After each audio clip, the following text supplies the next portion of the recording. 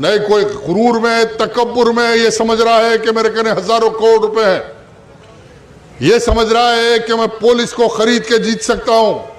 کوئی یہ سمجھ رہا ہے کہ میں غنڈہ عناصر کے ساتھ جیت سکتا ہوں، تو پھر یاد رکھو تمہارا مقابلہ ان مجاہدین سے ہے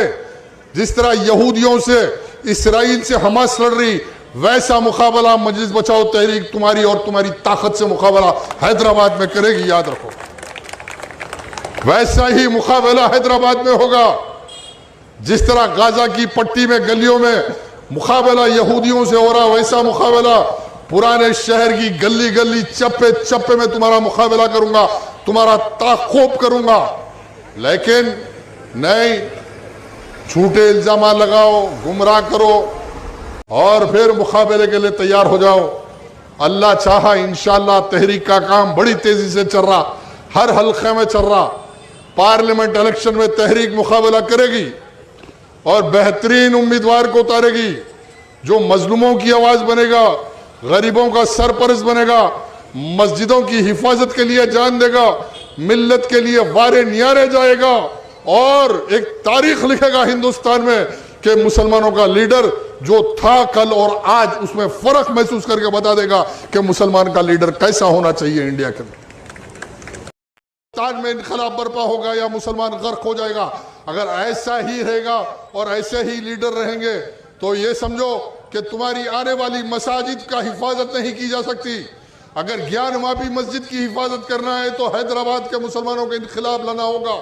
ایک طاقتور ایم پی کو پارلیمنٹ کو بھیجنا ہوگا۔ اتنی بوکسنگ کینڈیڈیٹ کو گرفتار کر کے 5 گھنٹے پولیس اسٹیشن میں بٹھانے کے بعد میں بھی الیکشن کے نتیجے سامنے ہیں، جو نتیجے یاقوت پورے میں آئے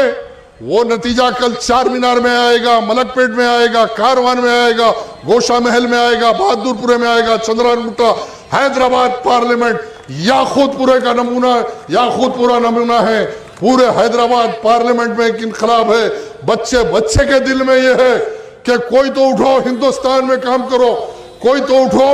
آج مودی امت شاہ سے لڑو، کوئی تو اٹھو آج مساجد کے حفاظت کے لیے آواز اٹھاؤ۔ انشاءاللہ اللہ چاہے گا تحریک کا امیدوار لڑے گا اور جیتے گا، انشاءاللہ پارلیمنٹ میں فرق بتائیں گے کہ یہ آنکھ مچھولی کے کھیل نہیں چلیں گے۔ ہندوستان کی گلی گلی چپے چپے میں ارے یہ چڈی گینگ آر ایس ایس کی نیند حرام کر دیں گے، جینے نہیں دیں گے ہندوستان میں۔ اگر کسی مسجد کی طرف دیکھیں گے، کسی مدرسے کی طرف دیکھیں گے، ارے ہم ان میں سے نہیں ہے جو 200 کروڑ روپے کے بنگلے میں رہتے، 5 سٹار ہوٹلوں میں کھاتے، الحمدللہ حلال کی کھاتے، ایمان کی بات آئی تو گردن کٹانے میدان میں آتے۔ یہ ہماری کیفیت یاد رکھو،